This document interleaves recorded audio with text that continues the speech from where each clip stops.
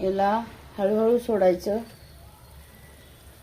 आणि fast gas करायचा नाही आणि चमच्याने असं हलवायचं नाही त्याला.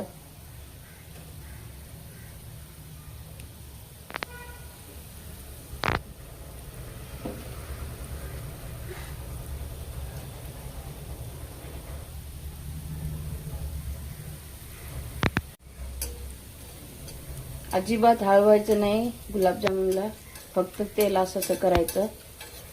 ते गरम झाले ना आपोआप वरती येणार. बघू शकता मंडळी, हे बघा वरती आलेले गुलाबजामुन. बारीक मंद केलाय मी गॅस. कसे टम्म फुगलेत बघू शकता मंडळी.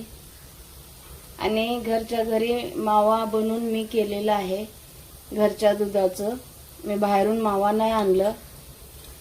वाव, मस्त छान किती फुगलेत बघू शकता मंडळी. अजिबात त्याला गॅस फास्ट करायचा नाही, म्हणजे आतून ते शिजतं आणि फुगतं पण. बघू शकता कसे फुगलेले आहेत. आणि चाचणीमध्ये अजून टाकून सुद्धा खूप फुगणार. हे बघा,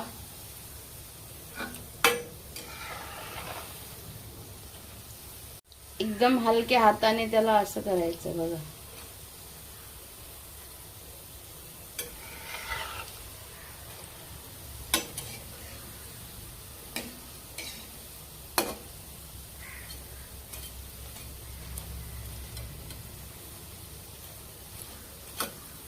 काय झालं होतं मंडळी, 1 लिटर दूध आहे ना मी गरम करायला ठेवलं होतं.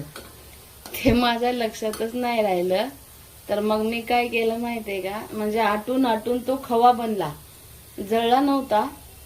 तर त्या मी म्हणलं आता हे तर खवा झालंय, आता चला याचे गुलाबजामुन बनवूया.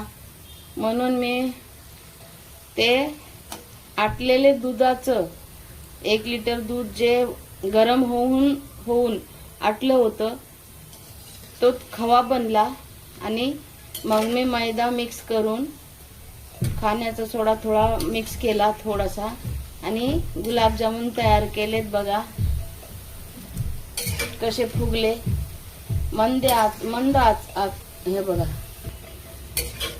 खूप छान, व्हेरी नाईस. वाव, बघूनच असं वाटतंय खावावं. बघा